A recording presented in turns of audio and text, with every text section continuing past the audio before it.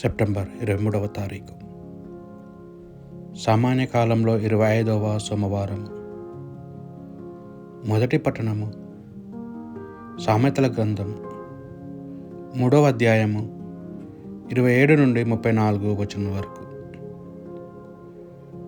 నీకు శక్తి లేదని ఇతరులను అడిగిన ఉపకారము తప్పక చేసి పెట్టుము. పొరుగువానికి సత్వరమే సాయము చేయగలవని చేసి పెట్టుము. మరలా రమ్ము రేపు చేసి పెట్టెదనని జాపము చేయకుము. నిన్ను నమ్మినని ప్రక్కనే కాపరమున్న తోడి నరుని గొంతు కోయుటకు కుట్రలు పన్నకుము. నీకు ఏ ఉపకారము తలపెట్టినను నరుని మీదకి నిష్కరముగా కయ్యమునకు కాలు దువ్వకుము. దౌర్జన్యపరులు లాభమును చూచి అసూయపడుకుము. నీవు వారి వలె ప్రవర్తించబోకుము. ఎందుకనా ప్రభువు దుర్మార్గులను ఏవగించుకొని సన్మార్గులను తన మిత్రులుగా చేసుకొనును. అతడు దుష్టుల ఇండ్లను శపించి సత్పురుషుల గృహములను దీవించును. తన అపహాసము చేయువారిని అపహాసము చేయును.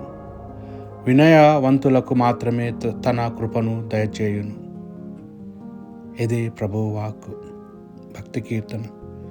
ధర్మమును పాటించువాడు ప్రభుని పవిత్ర పర్వతం మీద వసించును. నీ పవిత్ర పర్వతం మీద నిలువ గలవాడెవడు? నిందారహితముగా జీవించువాడు, ధర్మమును పాటించువాడు, హృదయపూర్వకముగా సత్యము పలుకువాడు, ఇతరుల మీద కుండమును చెప్పనివాడు, ధర్మమును పాటించువాడు ప్రభు పవిత్ర పర్వతం మీద వసించును. స్నేహితునికి కూడా కీడు చేయనివాడు, ఇరుగు పొరుగు వారి మీద అపమోపనివాడు, దేవుడు తిరస్కరించి వారిని అనాధారం చేయువాడు, దైవభక్తులను గౌరవించువాడు, ధర్మమును పాటించువాడు ప్రభు పవిత్ర పర్వతం మీద వసించును. నష్టము వాటిలినను తాను చేసిన ప్రమాణములను నిలబెట్టుకున్నవాడు, అప్పిచ్చి వడ్డీ తీసుకొనివాడు, లంచము పుచ్చుకొని నిర్దోషులకు అన్యాయం చేయనివాడు, ఇట్టివానికి సిగ్గులేదు.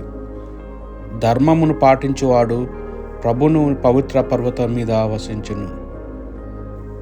సువార్త పట్టణము. పునీత లూకాసు గారు రాసిన సువార్త సువిశేషంలోని భాగము 8వ అధ్యాయము 16 నుండి 18 వచనముల వరకు. ఎవడైనను దీపమును వెలిగించి దాని మీద మూత పెట్టడు, లేదా మంచము క్రింద ఉంచడు. లోనికి వచ్చువారికి వెలుగునిచ్చుటకై దానిని దీపస్తంభముపై ఉంచును. దాచబడినది ఏదియు బయలు పడకపోదు, రహస్యమైనది ఏదియు బయలు కాకపోదు. ఉన్నవానికే ఇయ్యబడును, లేనివానికి తనకు ఉన్నది అన్నది కొనది కూడా తీసివేయబడును. కనుక మీరు ఎట్లో వినుచున్నారో గమనింపుడు. ఇది ప్రభువు సువిశేషము.